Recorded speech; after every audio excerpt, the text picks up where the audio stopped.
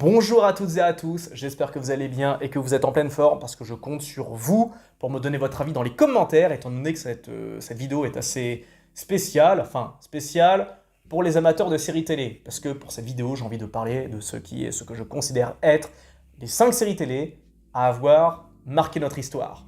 Parce qu'on ne se rend pas compte, mais les séries télé ont un impact culturel et pop culturel bien plus important que le cinéma, à mon humble avis. Même si la télé depuis un bon moment est en perte de vitesse à cause ou grâce à Internet, eh bien la télé reste encore le média principal, le média encore vecteur de bon nombre de choses. Hein. C'est encore la télé qui nous dicte ce qu'il y a à suivre, ce qu'il y a à ne pas suivre. C'est encore la télé qui dicte principalement qu'est-ce qui est bankable ou pas.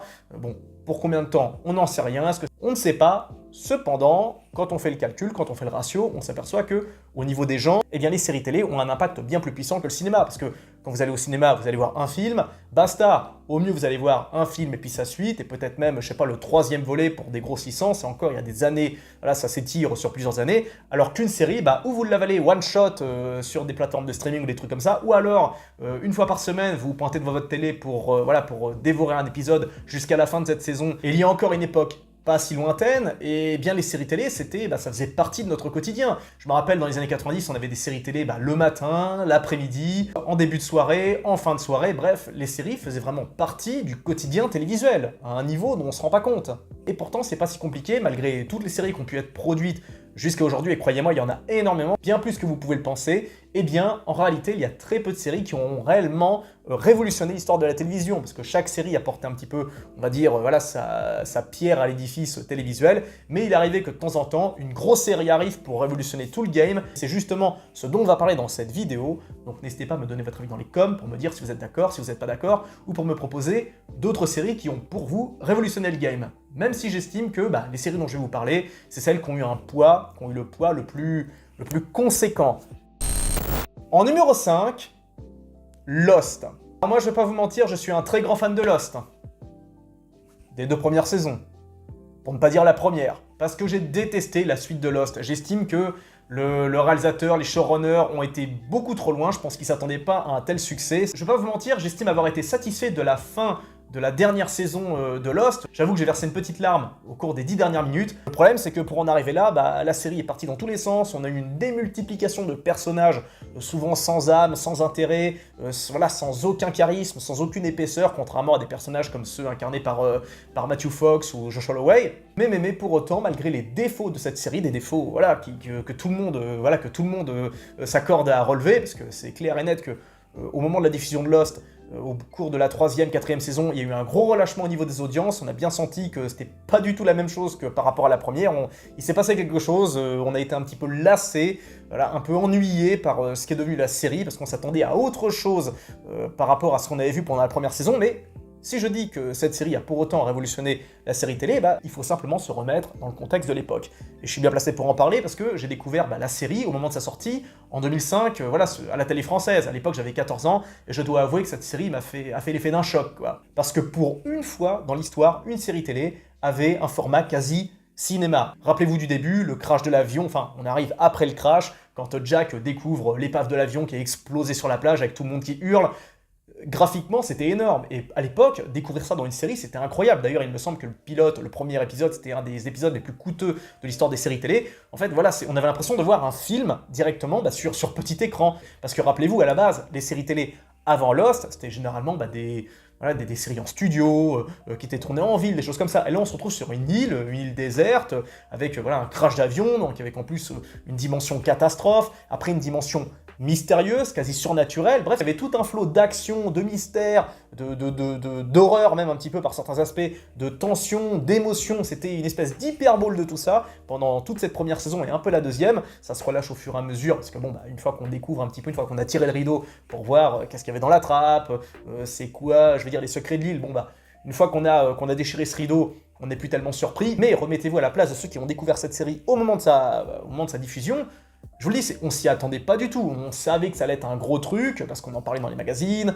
Il y avait, à l'époque, mais il n'y avait pas encore vraiment Internet, c'était pas encore très mainstream, mais il y avait des bruits qui couraient comme quoi ça allait être la série du moment. Et effectivement, ça a été la série du moment. Et autant vous dire qu'on était très très très nombreux à nous propulser devant nos écrans le samedi soir pour découvrir, je crois que c'est 2 épisodes qui sortaient chaque week-end.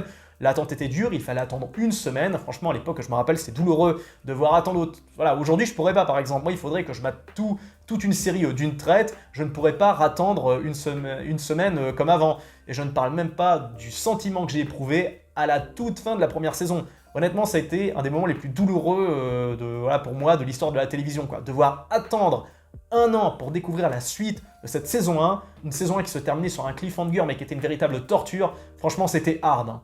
Mais bref, encore une fois, pour moi, Lost a révolutionné la série télé. Et encore une fois, je le dis, c'est embourbé dans ses propres délires au fur et à mesure des saisons. Et honnêtement, je pense qu'on est très nombreux à avoir gardé d'excellents souvenirs de cette première saison. En fait, je connais personne qui a réellement fait un rejet de cette première saison parce que tout était parfait. Le relationnel entre les personnages, des personnages tous réalistes, avec, je veux dire, des personnages tous éclectiques, c'est-à-dire on avait tout, on avait un toubib, on avait un chasseur, on avait le bad boy beau gosse, on avait le rocker has-been, sans parler de toute la pléiade de meufs, c'était parfait, cette série était juste géniale au début. Et encore une fois, ça a été effectivement un gros événement la sortie de cette première saison. J'en ai encore des souvenirs impérissables. Et c'était pour moi quelque chose qui était historique en termes de mise en scène, en termes de tension, en termes d'émotion également, parce que la série, honnêtement, savait nous prendre aux tripes, hein. C'était à la fois, on sentait bien que de temps en temps, il y avait des scènes qui étaient conçues pour nous tirer les larmes, mais ça marchait, franchement, même s'ils ont un peu trop, j'estime, forcé au fur et à mesure des saisons, surtout à partir de la saison 3, 4, 5, avec le thème musical trop récurrent, toujours le même, toujours à peu près le même ressort, ça n'a pas su se réinventer.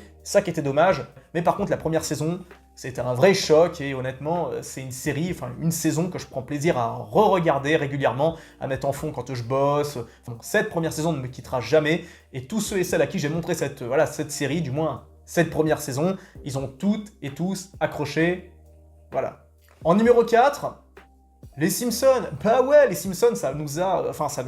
on est nombreux à avoir été marqués par les Simpsons. Et quand je parle des Simpsons, je parle surtout des saisons 3 j'estime, je dirais, la saison 10-11.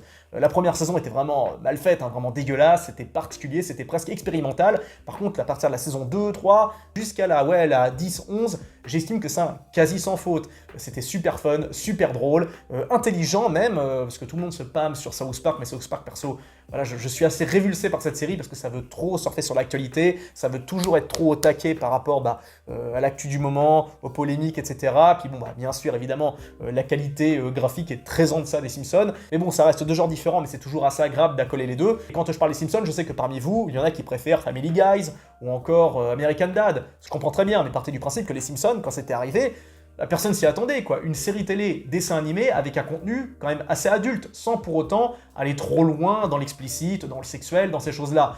Et je me rappelle de tas d'épisodes qui m'ont grave fait marrer, hein, l'épisode avec Grimes, cet épisode génial où Homer il va bosser pour un mec qui est, une espèce de méchant de James Bond. Enfin, je pourrais vous parler, je pourrais faire un best-of des meilleurs sketchs des Simpsons, je pense qu'un jour je ferai une vidéo là-dessus, parce que tellement il y a de choses à montrer, tellement il y a de choses super drôles. Enfin, du moins, ça c'était quand les Simpsons étaient drôles, avant la saison 12-13, je crois que c'était une fois arrivé dans les années 2000, où les Simpsons ont radicalement changé d'humour, ils sont arrivés à un humour ultra mainstream, parce qu'il y a l'humour mainstream, mais il y a encore l'humour ultra mainstream, et c'est devenu tellement fade que c'en est devenu chiant, enfin j'ai pas compris, c'est une série qui a énormément périclité avec le temps, mais ce qu'on retiendra des Simpsons, c'est les premières saisons, celles qui nous ont bercés pendant les années 90, et on est nombreux, je pense, enfin les gens de la génération, à avoir passé des samedis, à avoir tué le temps le samedi soir devant justement ces nombreux épisodes des Simpsons au cours des années 2000, début 2010. Moi, quand je sortais pas le samedi, très généralement, qu'est-ce que je faisais? Je me foutais devant les Simpsons. Et si à l'époque les Simpsons c'était vraiment connu, remettez-vous dans le contexte, quand c'est sorti dans les années 80, fin 80, début 90, c'était quelque chose. Et je trouve que les Simpsons sont carrément au-dessus, par exemple, de cette autre série conçue par Matt Groening, donc le créateur des Simpsons, Futurama. Futurama, j'ai jamais compris le délire, jamais compris ce qu'il y avait de drôle là-dedans. J'en ai bouffé des saisons, j'en ai bouffé des épisodes, et pas une seule fois j'ai esquissé un sourire. Contrairement aux Simpsons, que je trouve un peu plus pertinent sur certains sujets. Pertinent du point de vue par exemple des références historiques, même si, bon là pour le coup, il faut bien connaître l'histoire américaine, parce qu'il y a des références vraiment très US quoi. Mais c'est des références qui sont souvent très drôles, comme par exemple cet épisode où Homer devient hippie, la référence à Bob Hope, le roi des hippies, quand Homer justement met une cassette pour à peu près s'inspirer de comment faisaient les hippies avant. Il faut bien connaître la culture américaine pour se lancer dedans, mais même sans ça, ça arrive quand même à passer. Bon bref, je vais pas épiloguer là-dessus, mais pour moi, les Simpsons ont révolutionné les séries télé et puis bon, bah, les séries d'animation occidentales. Bon bah, chacun a ses goûts concernant les Simpsons, et il y en a très peu qui ont finalement suivi. D'ailleurs, ce qu'on retient des Simpsons, c'est principalement les saisons d'avant. Aujourd'hui, tout le monde s'en fout des nouvelles saisons, hein, j'ai bien l'impression. Enfin, c'est mon avis, voilà. En numéro 3, The Walking Dead. Et là encore, je vais parler des premières saisons, parce que je fais partie de cette catégorie de personnes à considérer les nouvelles saisons de The Walking Dead, enfin les dernières passées la saison 6, je considère que cette série est devenue catastrophique avec le temps. Mais là aussi, il faut se remettre dans le contexte de l'époque, ce qui est très important. Bien découvrir des zombies à la télé, c'était pas rien, surtout avec un niveau d'écriture pareil. Rappel, la série, la première saison a été conçue par Frank Darabont, le réalisateur de The Mist, des Évadés, de La Ligne Verte, donc pas n'importe qui, donc quelqu'un qui connaît le cinéma. Et là aussi, comme pour Lost, c'était un petit peu quelque part la même chose que pour Lost, on avait l'impression de voir un film, mais en série télé, avec des acteurs excellents, avec un Andrew Lincoln qui crevait l'écran, même chose pour John Bernthal. Enfin d'ailleurs, tous les fans de The Walking Dead, ils retiennent principalement les premières saisons, donc ces saisons avec ces acteurs juste grandioses, je parle même pas de la saison 2, la saison 3, pour moi, voilà, la quintessence de ce qu'était cette série dans ce qui se faisait de mieux. Et si je sais que pour vous, certains auraient préféré mettre Game of Thrones, oui, je suis d'accord, mais Game of Thrones, c'est quoi? C'est de l'heroic fantasy. Et bien de l'heroic fantasy, on en avait déjà eu dans les années 90, avec Hercule et Xena par exemple. Et je sais ce que vous allez dire, vous allez bondir de vos sièges parce que j'ai osé appuyer la comparaison, mais essayez de me comprendre. The Walking Dead, c'est la première série à avoir montré des morts-vivants. Et ça, c'est pas rien, parce que les morts-vivants avant, c'était au cinéma ou dans les jeux vidéo. Et là, The Walking Dead a amorcé les zombies à la télé, et ça, c'était juste révolutionnaire. Surtout avec un niveau de qualité graphique, visuelle, un niveau de gore jamais vu. Jamais vu. Pour la télé, bon, de toute façon, on n'avait jamais vu les deux. Hein. On n'avait jamais vu autant de zombies, on n'avait jamais vu autant de gore. Enfin, c'était banco pour les deux, le succès a été immédiat, il s'est pas fait attendre, à juste titre. Et je me rappelle, quand on a tous découvert cette série à l'époque, c'était effectivement un truc de dingue. Des zombies à la télé, dans une production de top qualité. C'était ouf. En numéro 2, Breaking Bad. Pour moi, il y a eu un avant et un après Breaking Bad. Aussi bien au niveau de l'écriture, de la mise en scène, de la photographie. Parce qu'au niveau de la photographie, j'estime que Breaking Bad est juste... C'est impérial le niveau, parce que cette série n'a pas pris une ride. Elle n'a pas vieilli. On croirait une série qui se déroule à la fin des années 2000. Alors qu'effectivement, elle a été tournée à la fin des années 2000, enfin du moins 2008 jusqu'à 2013. Mais le truc, c'est que c'est tellement propre, c'est tellement bien fait, c'est tellement clean, que dans 20 ans, dans 30 ans, cette série sera toujours aussi belle, elle sera toujours aussi propre. Il faudra limite mettre un petit carton au début, l'histoire se déroule dans les années 2000, parce que bon, il y a les téléphones de l'époque, à clapper, tout ça, les bagnoles de l'époque. Enfin, ça reste quand même très proche, hein. C'était bien pas si longtemps. En même temps, du point de vue de l'histoire, forcément, c'est une époque duquel on s'éloigne de plus en plus. Je rappelle que la dernière saison est sortie il y a 11 ans, quand même, ça calme. Et malgré le temps qui nous sépare de plus en plus de cette merveille, eh bien, on s'aperçoit que cette série n'a pas vieilli, quoi. Vraiment, elle n'a pas vieilli, elle est toujours aussi belle, toujours aussi immersive, toujours aussi propre, toujours aussi marquante, toujours aussi... on connaît très peu d'équivalents en termes d'évolution de personnages. Là aussi, la grosse force de Breaking Bad, c'est que cette série a mis en avant des personnages de la vie ordinaire, à savoir Walter White, un monsieur tout le monde, hein, qui ressemble à Ned Flanders, qui évolue, qui se surpasse, c'est un symbole nietzschéen, le mec, c'est-à-dire le gars qui passe de mec lambda, normal, sans histoire, à parrain de la drogue, le mec il devient Scarface à la fin, et c'est une série qui est très inspirante. Ok, Walter White n'est pas un gentil, ok, il ne fait pas que des belles choses, loin de là. On retiendra d'ailleurs son duo absolument incroyable. J'ai jamais vu un duo aussi antifonctionnel de l'histoire de la télé. Walter White, Jesse Pinkman, il y a des tas de choses à dire, mais en tout cas, Breaking Bad a révolutionné la télé, ça on est tous d'accord pour le dire, ça a été un choc, personne s'y attendait à la sortie de cette série, quand c'est tombé la première fois sur Arte, il me semble, en France, on n'a pas compris, on s'est dit « wow !» c'est quoi ce truc, quoi. Et on n'avait pas mesuré à quel point cette série était puissante du point de vue de l'image, du point de vue de l'iconographie, parce que j'ai bien l'impression également que cette série a beaucoup inspiré certaines timelapses de GTA V, par exemple, parce que bon, GTA V, oui, c'est un jeu vidéo, mais ce jeu a quand même bien marqué sa génération, bien marqué son époque, et rappelez-vous les passages où, justement, quand vous jouez un personnage, enfin, un des persos, Michael, Trevor ou Franklin, dès que le temps s'accélère, vous savez, cette espèce de timelapse, où vous voyez le temps s'accélérer avec le ciel, tout ça, la nuit, enfin, on passe du jour à la nuit, du nuit au jour, et il y a à peu près la même chose dans Breaking Bad, où on avance le temps, une espèce de timelapse, enfin, c'est c'est très graphique, c'est très propre, ça a vraiment marqué au fer rouge la pop culture des années fin 2000, début 2010, et j'estime que c'est Breaking Bad qui a fait rentrer le monde de la série télé dans les années 2010. Et j'ai remarqué que il n'y a pas tant de séries que ça qui ont réussi à dépasser le maître, quoi. Et beaucoup ont cherché à égaler, sans forcément, sans ne serait-ce que s'approcher des 10% du talent de la mise en scène de Vince Gilligan.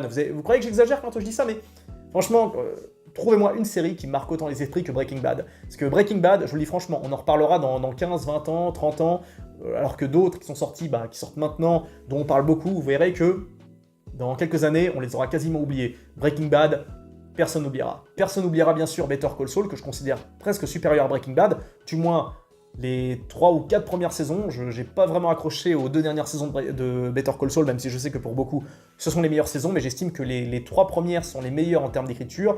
Et pour redonner mon avis sur Breaking Bad, j'estime que pour moi, cette série aurait dû s'arrêter à la 4e saison, enfin à la fin de la 4e saison. J'estime que la saison 5 était presque de trop, même si on n'a pas boudé notre plaisir pour voir encore une série de Breaking Bad, du moins parce que c'était dans le move, fallait la conclure, mais j'estime que la fin de la saison 4, c'était très bien. Je trouve que dans la saison 5, ils ont été un petit peu trop loin, ils ont un peu trop forcé, mais ça reste génial, attention. Enfin, c'est mon avis, on s'en fout. Des fois, franchement, je vais pas vous mentir, j'ai envie qu'on m'efface la mémoire, juste pour que je puisse redécouvrir cette merveille. J'espère qu'un jour, on pourra faire ça par la chirurgie, je sais pas, genre on décide d'effacer des bribes de souvenirs qu'on a envie d'oublier, puis pour redécouvrir cette merveille, parce que oh là là, je me rappelle vraiment de la sensation que c'était d'enchaîner les épisodes les uns après les autres. Et coup de bol, j'ai découvert cette série sur Netflix, donc avant, parce que c'est une série qui était sortie, qui sortait d'année en année, quoi. Je veux dire, fallait attendre 1 an avant de découvrir une nouvelle saison. Et j'ai eu la chance immense de découvrir cette série, enfin chance ou malchance, ça dépend du point de vue, mais j'ai eu la chance de découvrir cette série une fois que tous les épisodes étaient sortis, tous les épisodes de chaque saison. Et ça m'a permis de mieux les apprécier, non, ça m'a permis de ne pas péter un plomb à la fin de chaque saison, à la fin de chaque épisode, qui se terminait sur des cliffhangers de zinzin, et voilà, quoi, je me rappelle, quand j'ai montré cette série à ma copine, par exemple, tous les soirs, fallait qu'elle regarde, fallait qu'elle enchaîne directement les épisodes, quoi, comme moi, quoi, et je connais très peu de séries qui ont proposé un niveau d'intensité à ce niveau-là, quoi. Voilà, donc Breaking Bad, pour moi, série historique.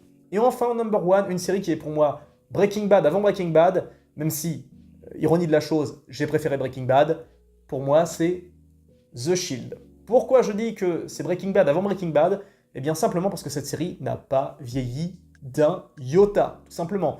Alors, ceux qui vont dire... Alors, je sais que certains vont dire, mais non, quand on regarde cette série, on sent bien qu'elle date des années 2000.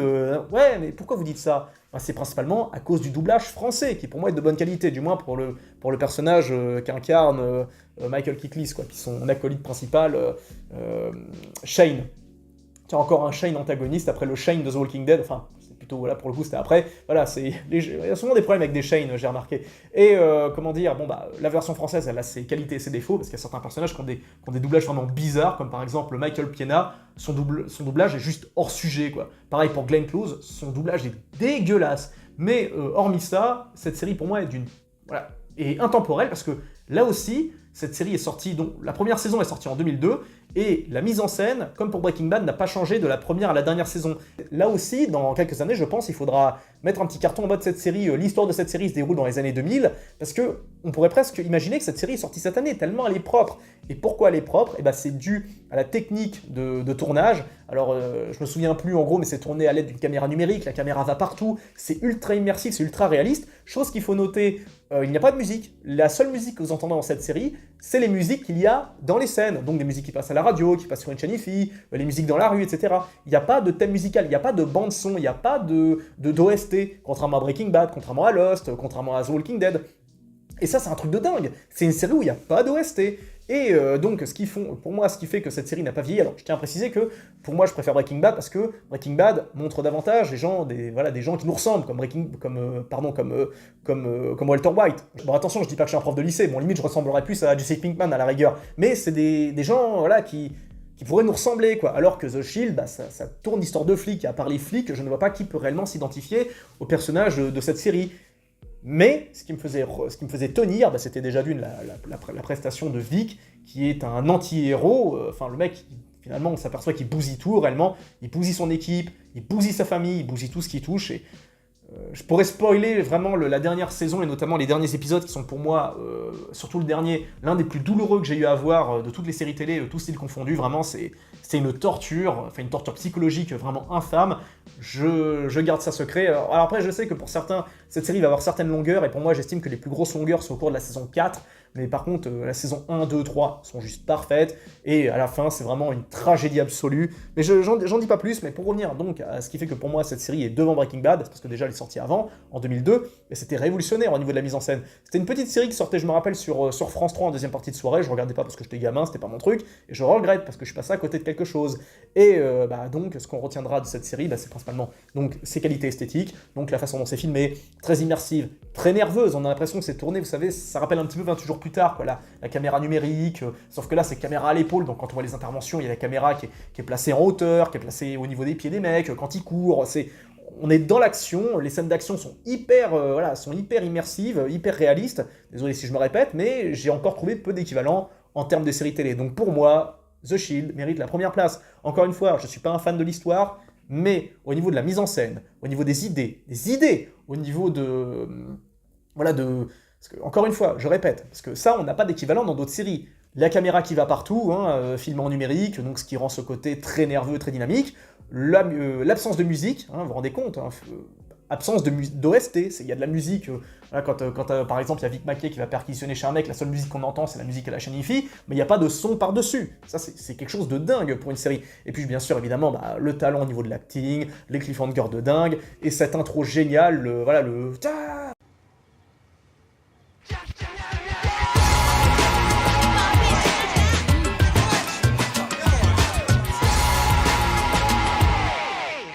C'est super nerveux, ça nous mettait directement dans le bain, ça n'a pas changé de la première à la dernière saison. Pour moi, c'est d'ailleurs un de mes génériques préférés, c'est simple, rapide, concis, c'est presque aussi propre que Breaking Bad. Et donc, voilà, c'est pour moi, ça surclasse Breaking Bad, parce que Breaking Bad, il y a quand même plus de travail, il y a on sent bien qu'il y a, il y a des filtres quand ils sont au Mexique, il y a certains plans qui sont hyper c'est cinéma en fait, ça sonne cinéma Breaking Bad.